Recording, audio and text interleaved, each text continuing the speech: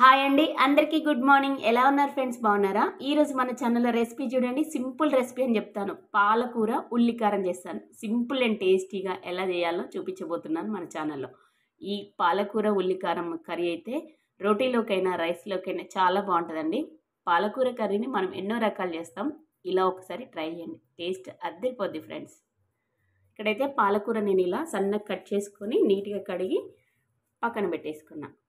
ఇప్పుడైతే ఎల్లిపాయ కారం ప్రిపేర్ చేసుకుందాం. ఎల్లిపాయ కారం కోసం అయితే మిక్సీ జార్ తీసుకొని ఇలా ఉల్లిపాయలు కట్ చేసుకొని ముక్కలు వేసుకోవాలి. వేసుకొని దీంట్లోకి మనకు కారం వేసుకుందాం.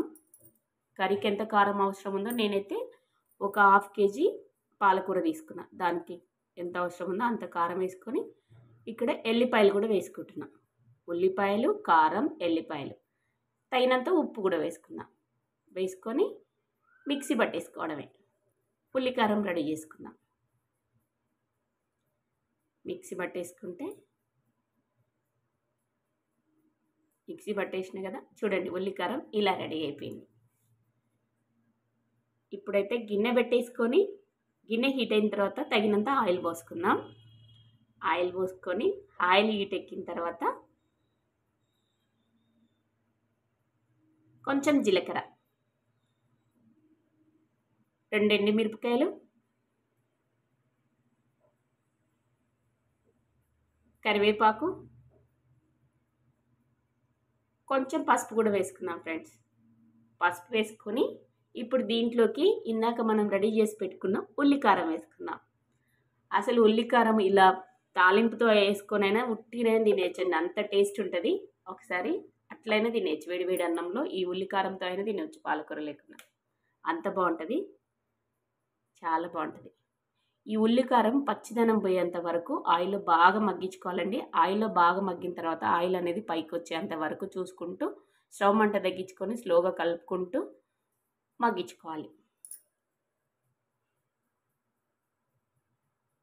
ఇట్లా కలుపుకుంటూ ఉండాలి, బాగా మగ్గించుకోవాలి.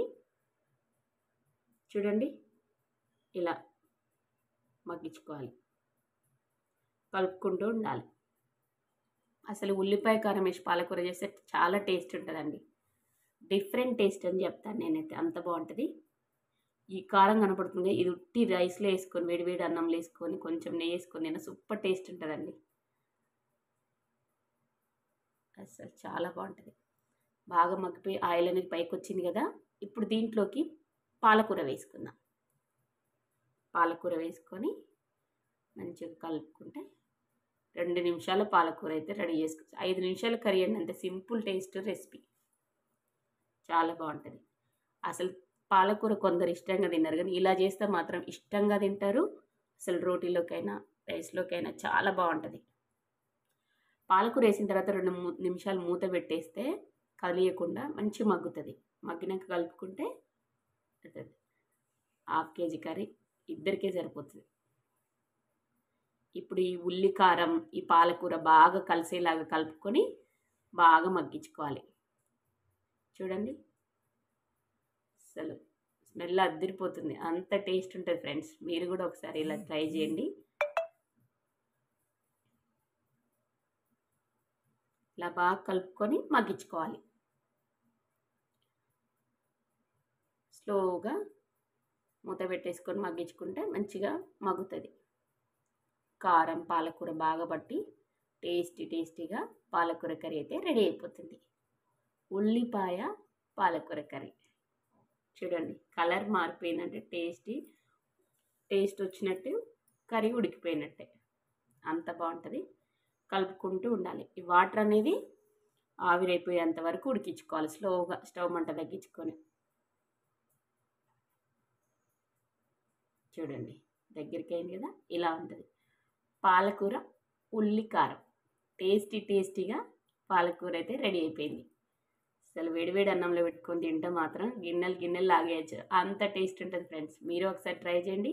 నేను చేసిన రెసిపీ మీకు నచ్చితే ఒక లైక్ చేయండి, మన ఛానల్ని సబ్స్క్రైబ్ చేసుకోండి, ఓకేనా? చూడండి చూస్తేనే జ్యూసీగా పాలకూర కర్రీ తినేయాలనిపించట్లా, అంత బాగుంటుంది. ఒకసారి ఇలా ట్రై చేయండి,